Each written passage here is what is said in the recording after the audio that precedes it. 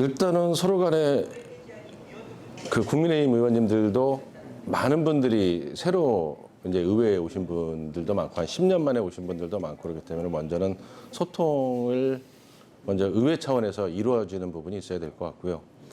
두 번째는 이제 그 또 시도 오세훈 시장께서 이제 시장이 되셨기 때문에 가치관이 다른 또 집단의 이제 저는 이제 민주당의 이제 얼굴로서 계속 대화해야죠. 대화하고 소통하고.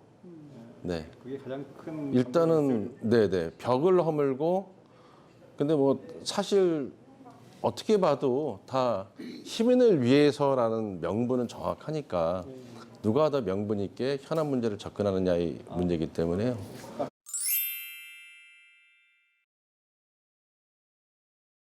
이제 뭐 공항 소음 문제를 좀 널리 알리기 위해서 굉장히 많은 노력을 해왔습니다. 그래서 그 동안에는 이제 신월동, 신정동, 양천구의 문제였는데 이걸 점점점 넓혀나가고 있어요. 그래서 서울과 제주도가 이제 하나가 됐고 이제 부산공항에서 또 하나가 되기로 했고 그다음에 이제 경기도 쪽 소음 피해 보는 김포, 부천도 하나가 되기로 했고 또 앞으로 이제 호남 쪽 그다음에 인천, 대구 전국의 공항을 둔 모든 지역 주민들이 또 정치인들이 갖고 있는 민원인데 소음 문제를 어떻게 좀 최소화할 것인가 그리고 또 소음을 받고 있으면은 어떻게 하면 또 적절한 지원을 해줄 수 있을까 또 공항이 있음으로 해서 그 지역은 낙후될 수밖에 없거든요.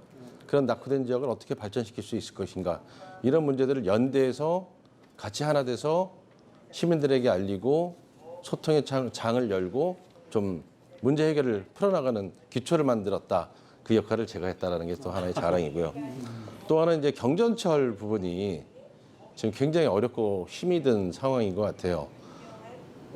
그동안에 이제 민재 사업으로 지금 4개 노선을 찾다 못 찾아서 이제 박원순 시장이 재정 사업을 하겠다 지금 얘기를 했는데 지금 뭐 기재부 예타 중인데 여기까지는 잘 끌고 왔어요.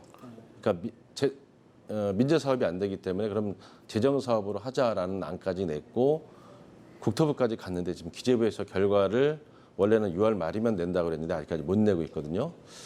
뭐 저는 일단은 긍정적인 신호가 긍정적인 결과가 올 거라고 믿고 두 번째는 또 다른 대안도 계속해서 찾아 나서고 있습니다. 그래서 4개 노선 중에 목동선은 확실하게 좀 할 수 있지 않을까 하는 저는 기대를 가지고 있습니다.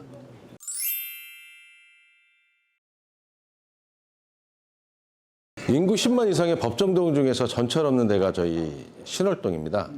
어떻게든 이제 전철을 착공을 시키고 싶다. 공사 착공이라도 하고 싶다라고 하는 건데 이제 하나는 거의 90% 됐고요. 대장 홍대선은 이제 신월동의 한 외곽 쪽으로 됐고 또 하나 이제 경전철 착공까지는 공사 착공까지는 하고 싶은 게 이제 제가 갖고 있는 계획입니다.